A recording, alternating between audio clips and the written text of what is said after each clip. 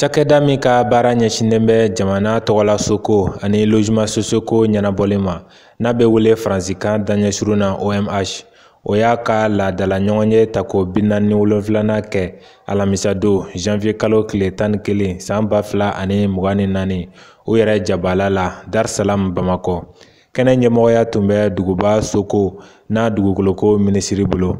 Lajɛ bolila barokun minnu kan olu bɛ tali kɛ 2023 san baarakɛ nafolo waliyali n'a baarakɛtaw fɛsɛfɛsɛli kan fo ka se san 2024 baarakɛ nafolo boloda cogo ma.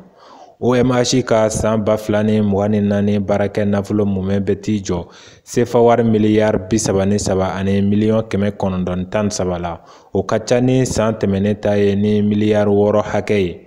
Minisiri ka fɔ la, kɛmɛ sigi la o nafolo sigiyɔrɔma 60 bɛɛ bɛ don Soko da fɛ. An bɛna CA min kɛ, an bɛna conseil d'administration min kɛ, wari bakunba bɛ taga an ka plan de restructuration dɔ kɛra pour que ka degun minnu donna office kan waati kɔnɔ pour que ka o degun ninnu combler. Donc n'o olu an kɔni 2023 la min office malien de l'habitat ye an sera k'an jɔyɔrɔ fa. Donc maintenant ni o plan in n'a an bɛɛ sera ka inimisi don a la ka a waleya, a b'a permettre programme dɔw bɛ yen nɔ minnu ma se ka laban pour que olu ka se ka laban mɔgɔw ka so sɔrɔ. Bon plan in fana dunnen don fɛn caman na, n'o dɔ ye mɔgɔw ka loyer sarali. Mɔgɔ caman bɛ so ninnu kɔnɔ loyer tɛ sara, donc o degunba b'an kan. Donc o déficit nin a bɛ jouer an ka plan de restructuration kan.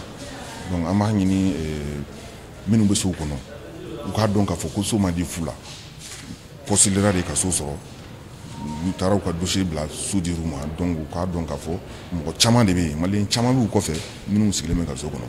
Donc ni so in ma sara a bɛ minɛ olu la k'a di minnu sigilen mɔgɔ wɛrɛw ma. Donc il faut que u k'a dɔn k'a fɔ ko so sara wajibi don, wajibi de don u kan. Contrat minnu signera u ni anw cɛ u b'a jira k'a fɔ ko hali kalo 1 juru man ka yɛlɛ u la. Mais souvent an b'a to yen fo kalo 3 pour que ka u hakili lajigin. Mais dɔw b'a ɲɛna k'a fɔ ko badabada de don a tɛ sara, o tɛ. Waati bɛ se sisan nɔ an bɛna disposition ta pour que ka mɔgɔ minnu bɛ sow kɔnɔ minnu mɛnna ka sɔrɔ u ma so ninnu sara, an bɛna fɛɛrɛ kɛ k'u labɔ. A kana kɛ mɔgɔw ɲɛna ko binkani don, binkani foyi tɛ. Mɔgɔ caman de bɛ yen minnu ma so sɔrɔ. Bon n'a fɔra ko minnu y'a sɔrɔ k'olu tɛ k'a sara, o fana kɔni o ye ko wɛrɛ ye. Donc an tɛ se ka jɛ n'o ye, il faut que bɛɛ ka sariya bato. Donc sariya bato dɔ fana ye ka i ka loyer sara.